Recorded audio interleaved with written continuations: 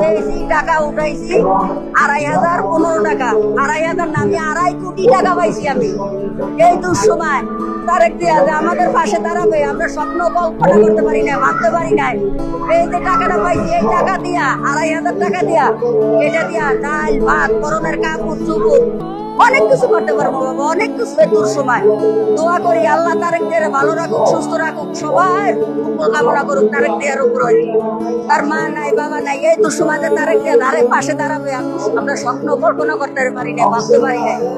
এইটাই বাবা, আর কিছু না। বলছে ভুয়া যে এগুলো মিথ্যা হবে না, কিন্তু না, সবকিছুই সত্য বিধায় আমরা এখানে আসার সাথে সাথে আমাদের কাটে টাকা ঢুকছে। আমি এটা পাইছি, এতে আমি খুশি। তারেক জিয়া যেটা কথা দেয় ওটা করে, এটা তারেক জিয়া কাজ করেছে, আমরা পাইছি, অনেক আনন্দিত। আমি গরিব মানুষ, আমার দেড় শেষ আমার একটা কার্ড দিল না, বয়স্ক ভাতা, নারী বিধবা কিছুটা, এটা আমি এটা পাইছি, এতে আমি খুশি।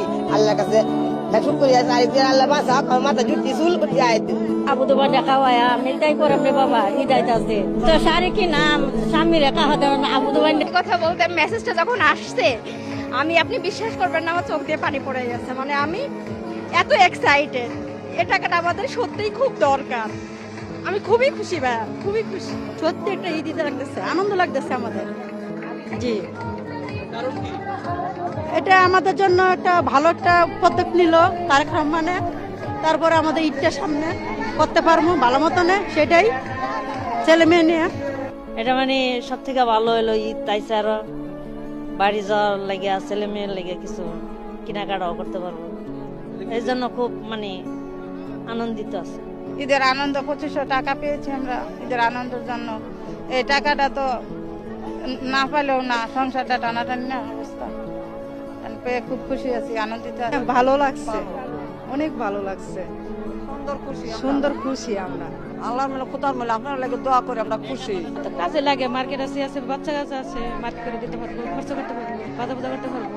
হ্যাঁ, এমনি তো ফুর্তি লাগতেছে না, সবাই কত মানুষ। এই খালেদার যে এতিম পোলাটা আল্লাহ পাস করছে, খুব ধন্যবাদ, খুব হিয়েছি আমরা।